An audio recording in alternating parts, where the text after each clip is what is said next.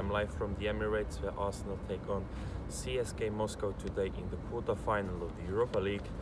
And as we all know, this game means a lot for Arsenal. There is a lot at stake because winning the competition means automatic qualification for next year's Champions League, given that Arsenal have bottled their chances in the Premier League, where they currently sit sixth, with too much ground to make up on either Tottenham or Liverpool. How did Arsenal advance to this stage of the competition? They advanced by beating Östersund and AC Milan. They beat the Italian giants 5-1 on aggregate, but did they convince in the return leg here? They didn't. And how did they score? Through a dubious penalty by Danny Welbeck, who for his apparent dive. But they made it here, and they want to win the competition. Arsenal are currently on great form, having won 3 of their last 3 matches in all competitions, lifting the pressure on the embattled manager Arsene Wenger, whose future is strongly linked to the outcome of tonight, because a bad result would leave Arsenal with a mountain to climb in Russia.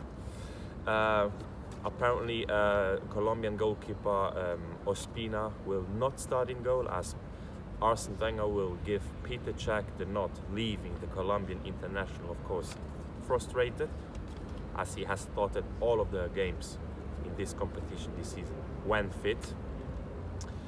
So how will Arsenal line up? Peter Cech will start in goal with Bellerin, Mustafi, Koscielny, Monreal. Xhaka, Wilshere will dictate the pace in midfield, with Ozil, Mkhitaryan, Ramsey and Lacazette up front, trying to cause problems to the aging Russian backline. So, but what do we know about this? The Russian capital club. They qualified through this stage after overcoming both Red Star Belgrade and Olympique Lyonnais in the previous 2 rounds.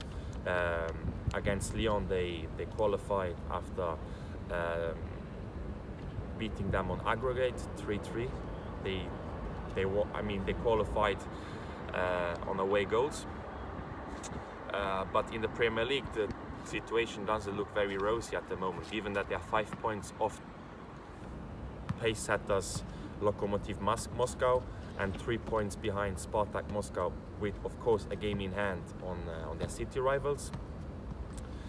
Who are the stars of this unknown team? Of course, keeper Akinfeev, the long-serving goalkeeper, who's also the goalkeeper of the national team, is one of the biggest stars, although he's not perfect when it comes to defending aerial balls, but on the line he's tough to break down, he has great reflexes, and his long passes is also spot on. And we also have to bear in mind that most of the players, 8 players out of 11 in this Russian side are Russian, so they are made in Russia, with 3 foreign players only.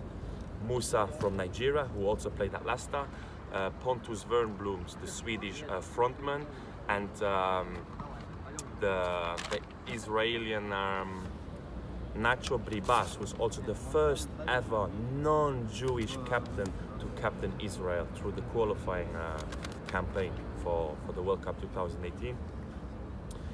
Other stars, of course, the back line is made of the Berezicki twins and Ignashevich, who together have more than 100 years, but also more than 1,000 appearances for club and country. All of the 3 retired from the national team after the disappointing qualifying campaign that led to France 2016. All of them are, of course, experienced. They have great positional sense. They have tactical intelligence in abundance, but they are not the youngest anymore. What does that mean? They are lacking pace. They can easily be caught out on the break. They can easily be caught out on the counter-attack, and their levels of concentration isn't the best either, as they have 1 lapses too many during games. So Arsenal can expose those weaknesses with the outstanding pace of Lacazette, Ozil and Ramsey. Another star is Alessandro Schiavone, the central midfielder, is on fire this season, having scored 7 goals and assisted 8 goals in all competition. He's been at the club since 2008 and is also a Russia international who is expected to dictate tempo and pace and much more at the upcoming World Cup on home soil. As I've said, most of the players are Russian. They are long serving. Most of them have been at the club for at least a decade or more.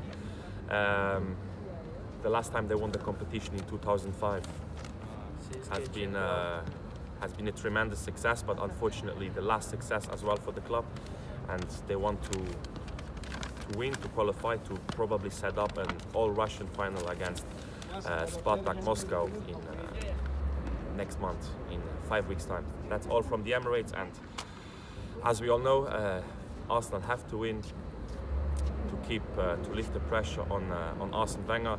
Otherwise, if they fail to qualify yet again for the semi-final of European competition, he will definitely be the pantomime villain of North London. That's everything, as I said before, and the game will start in six hours time, and I wish both clubs all the best of luck.